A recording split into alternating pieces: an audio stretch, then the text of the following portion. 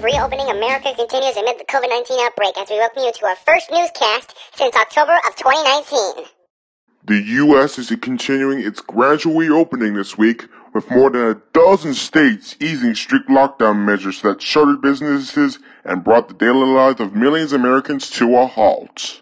States across the country believe they have flattened the curves of infections enough to phase in their economies under new health guidelines and restrictions to protect citizens from the COVID-19 virus. Yesterday, the U.S. recorded 731 virus-related fatalities, its lowest daily number of deaths since March 29th, and the first time under 1,000 deaths were reported in 42 days. As of this morning, there were more than 1.3 million confirmed cases of COVID-19 and more than 79,000 deaths in the U.S.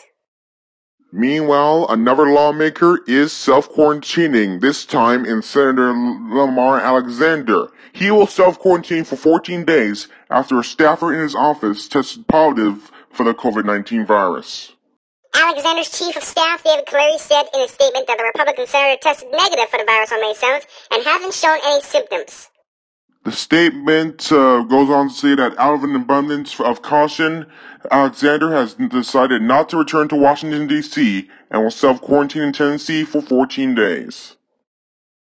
Alexander, the GOP chairman of the Senate Committee on Health, Education, Labor, and Pensions, will still chair the committee's hearing tomorrow by video conference, the statement said. Turning to the White House, and there's more talk about economic relief. The White House legislative team will be talking to congressional leaders about another multi-trillion-dollar coronavirus relief package. This is part of a new proposal being made by House Democrats, which is expected to include hundreds of billions of dollars in new aid for states and cities. Additional money will be made for households. Republicans have been cool to the idea of new spending and are prioritizing a liability shield for businesses.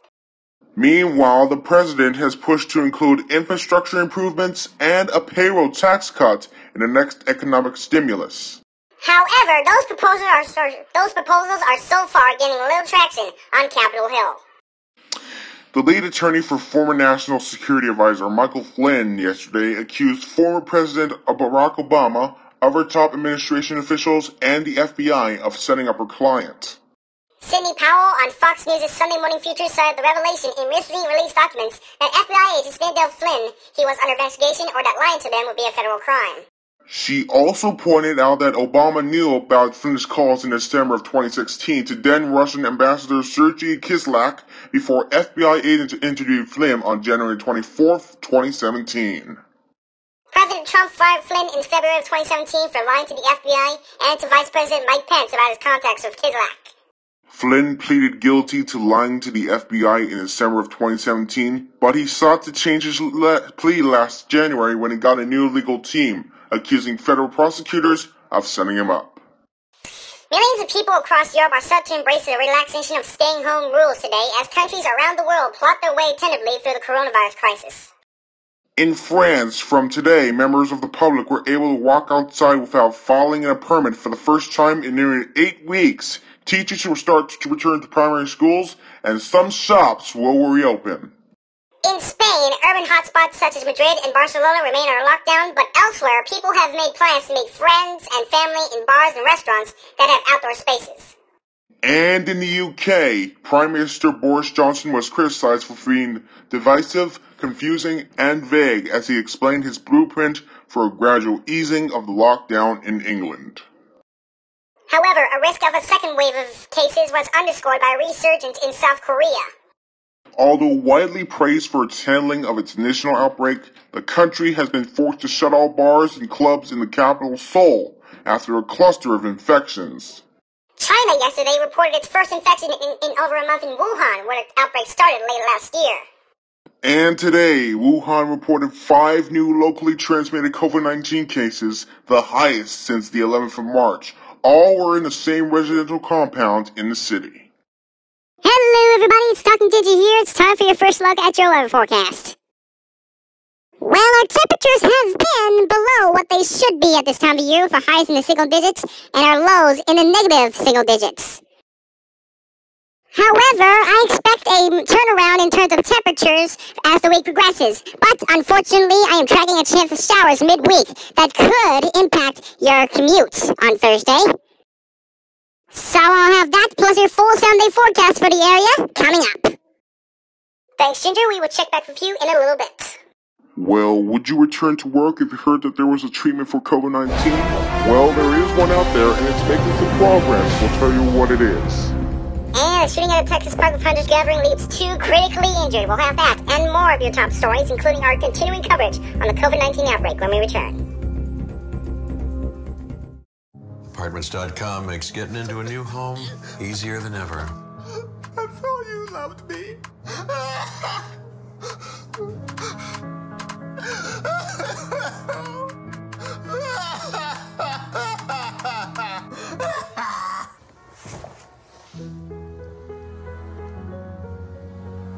Apartments.com, the most popular place to find a place.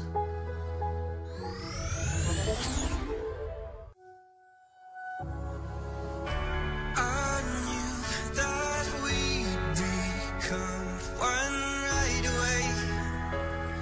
I saw the life inside, so shine bright tonight. Who will you make happy today? La Vie est Belle, the iconic fragrance. Don't go.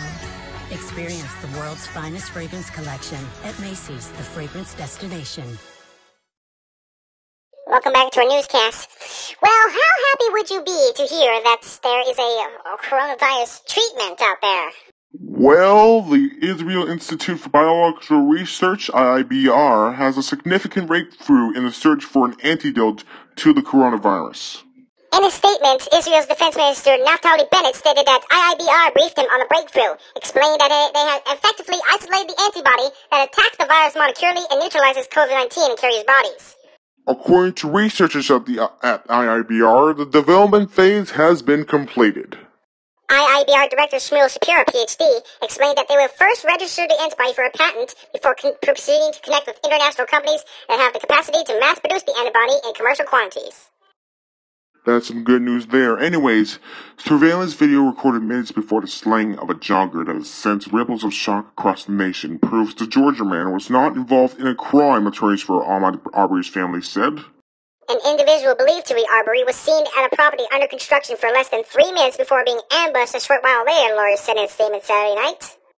The surveillance video is consistent with the evidence already known to us that Arbery made a brief stop at the site while after a run and engaged in no illegal activity, they said. Arbery, 25, was killed February 23rd, about 2 miles from his home in a neighborhood outside Brunswick. 2 men, a father and son, were arrested last week on murder and aggravated assault charges. A surfer killed in a shark attack off a Northern California beach has been identified as a 26-year-old man who lived in the area, officials said. Ben Kelly was surfing near Manresa State Beach on the northern end of Monterey Bay on Saturday afternoon when he was attacked by a shark of unknown species, California State Park said in a statement. Coroner's officials have identified him as Kelly, a resident of Santa Cruz County. According to KRN on Sunday, Kelly died at the scene. Sheriff's deputies notified his family. Still to come, a new warning from experts about the murder hornet which could lead to essential bee population damage. Also, the shooting at a Texas park which left 5 injured and 2 critically injured. Plus, my 7-day forecast includes a chance of showers midweek and a rise in temperatures. That plus more stories that you need to know coming up after the break.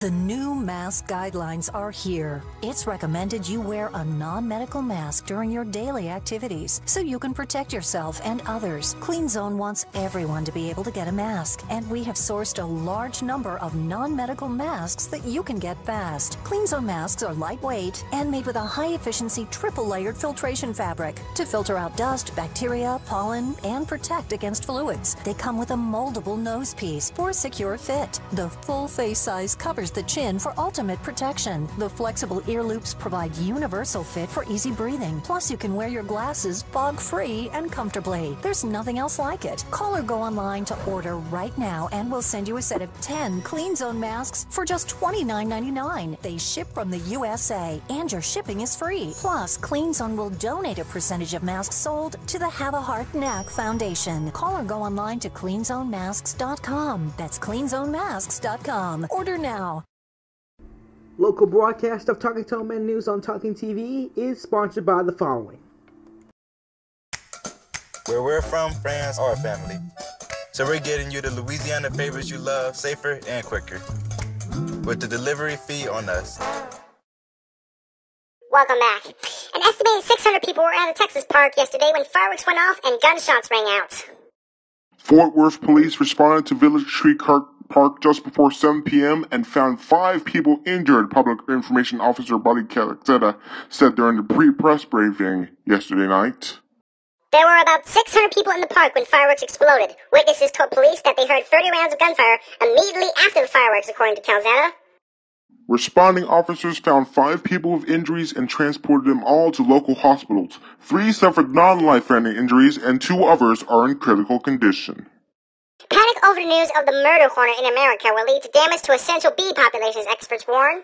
The deadly insects from Asia were first spotted last weekend in Washington state. Measuring up to 2 inches long, the hornets have been known to wipe out bee colonies within hours. The hornet can kill up to 50 people a year in Japan, according to the New York Times, and such reports have whipped up a national panic that may lead to more needless damage to those essential insect populations.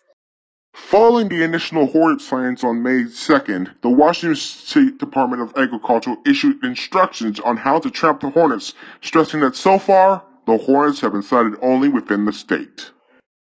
Hello everybody, it's Tony Ginger here, and it's now time for your full weather forecast for the area. Well, our temperatures have been below normal for the past couple of days, with highs in the single digits and lows in the negative single digits. We'll deal with that coldness today and tomorrow with a high of 8 for today and a high of 11 for tomorrow and lows of -5 and -6 respectively. However, midweek we have a good chance of showers in the forecast, especially on Wednesday night when I expect the whole region to get a shower activity. However, after that, our temperatures are going to rise with a high of 15 on Thursday and a high of 20 by Friday. So, if you like heat, you're gonna get it.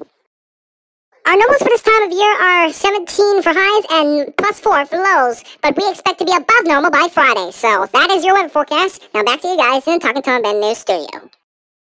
Thank you, Ginger. As always, you can get your latest weather forecasts by going to our website at talkingnews.ca. Taking a look at your local lineup at 7 p.m., we have the season premiere of Worst Cooks in America, Celebrity Edition, followed by a new episode of American Dad at 8, and a new episode of Dunkerville at 8:30, followed by the Talking Tom Ben News at 9. As we mentioned earlier in this broadcast, we are approaching 7 years since this series began. That's right. Next Saturday, May 23rd, will mark 7 years since we officially started this Talking Tom Ben News series. Ever since that time, we've grown from being a season-to-season based series to a regular program on Thunderbirds 501's channel. And to celebrate our upcoming anniversary, we are playing out a special anniversary video that will be uploaded on May 23rd, so stay tuned for that. Anyways, that is going to do it for us here on Talking Tom Ben News. Thank you guys for watching, and we will see you next time.